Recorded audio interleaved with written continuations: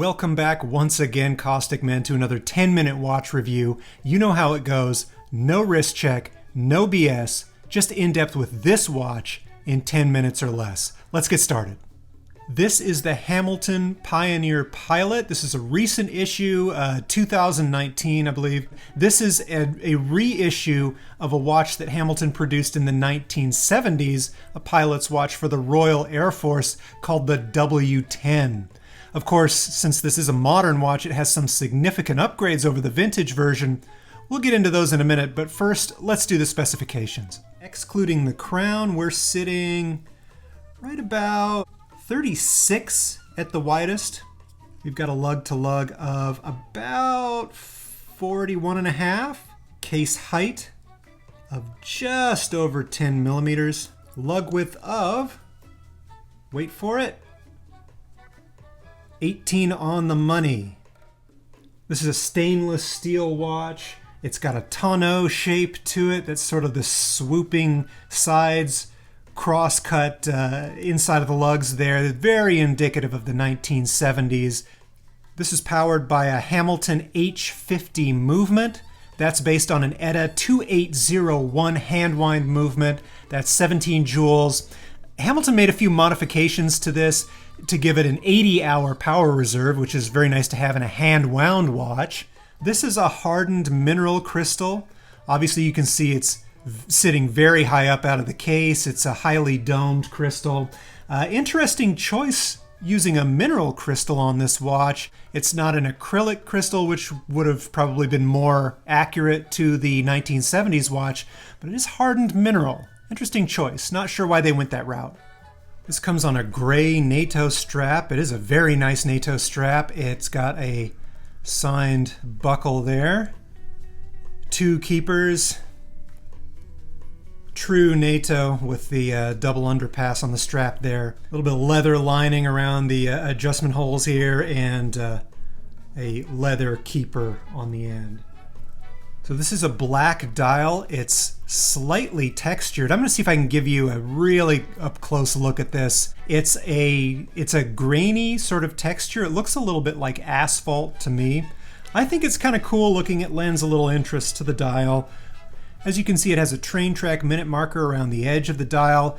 This is very indicative of British military watches. This was specified by the Ministry of Defense back in the 1970s. So we do have very legible white Arabic numerals along the dial. These numerals are not loomed. You can see the little indices around the edge are, however. It's sort of a faux Tina loom that's applied there. I know some people love faux Tina, some people hate it. If it's done right and in moderation, I don't mind it at all. I think it looks quite nice on this particular watch. The handset is a sword-style handset. I like the proportions of the handset here. You guys know I'm a stickler for that. The minute hand reaches way out into the minute markers here, actually touching them, making it very easy to set the time precisely. The hour hand actually touches the Arabic numerals in most cases on this dial. And if you can see the seconds hand ticking away, it reaches out just about as far as the minute hand. So proportionally, I think the handset works quite nicely for this watch. It is a small dial, relatively speaking. The hands are proportional. The Arabic numerals are perhaps a little bit larger than you might expect from a dial of this size, but that fits in with the military pilot's aesthetic of this watch. It's meant to be legible, it's meant to be easy to see, and it accomplishes that quite nicely. As you can see, these are printed on numerals. These are not applied. I think the printing job was done quite nicely on this watch. Sometimes with textured dials, you run into problems with printed numerals. You can see a little bit of smearing or smudging. No problems like this, at least no noticeable problems as you're actually looking at it with the naked eye. Okay, so as you can see, there is lume on this watch. It doesn't shine very brightly as far as I'm concerned. Not as brightly as you might want on a military watch, a field style watch, a pilot's watch. It's not going to provide a whole lot of light in low light conditions, but it is adequate It does have a signed Hamilton crown. You can see the Hamilton H there. And while we're at it, let's see how the crown action works on this.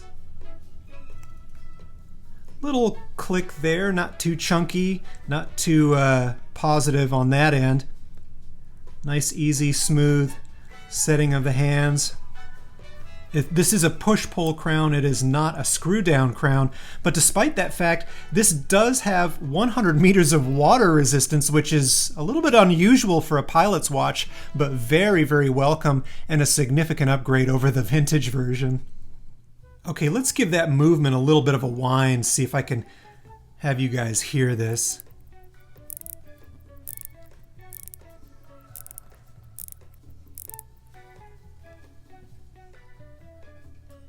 Nice action to the winding movement on this watch. Very easy to wind. You do start to feel increased resistance as the mainspring gets wound, and you have that hard stop when it's fully wound. There's no mistaking where the winding end point is going to be on this watch. Really nicely done. So here's a look at the underside of the watch. It's kind of interesting. You can see it's got a screw back case. You got 4 screws on each of the corners. Swiss made, water resistant to 10 bar or 145 psi. It's got the serial number on there, the model number, and then the well, I guess that's a serial number. I don't know what it is. But the case has an interesting shape on the underside. From the side of it, it can kind of look a little chunky, but if you turn it around, you can see that the edges of the case are actually recessed, so it does sit quite nicely on the wrist. And despite the height of that domed crystal, it does appear quite thin while you're wearing it. As you guys know, I have a 6-inch wrist. It's a small wrist, but a watch this size is perfect for me. And by the way, these are the original dimensions of the vintage version of this watch. Applause to Hamilton for sticking to that vintage sizing and not giving into the temptation of making this a slightly larger watch, because that tonneau shape does give it a little bit more of a wrist presence than a watch of this size normally would. But I do have one problem with it, and that is that, look, you can see here, it's on the smallest sizing hole that I can get it to, and it sits a little loose. It's not as secure as I would like watches. I tend to wear mine relatively tight. I wear it above the bone. If you wear it on the wrist bone, or if you like your watches fitting a little bit looser, this might not be a problem for you. It's really worth giving it a try on the original strap. Of course, if you're somebody like me who likes to swap out straps almost immediately, I would suggest giving this a try, because this is really one of the nicest NATO straps that I've ever seen. Okay, so as you can see, this Swiss-made movement is running at about -7 seconds a day. Really nice amplitude, good beat error. It's vibrating at 21,600 vibrations per hour, which is part of the reason why it has that 80-hour power reserve. Now for me, as you guys know, I regulate my own watches if I feel the need, and if it's got a plus or minus drift of more than 10 seconds, I'll probably try and regulate it myself. No need here. This is under 10 seconds. I'm absolutely fine with that. Performing well as far as I'm concerned.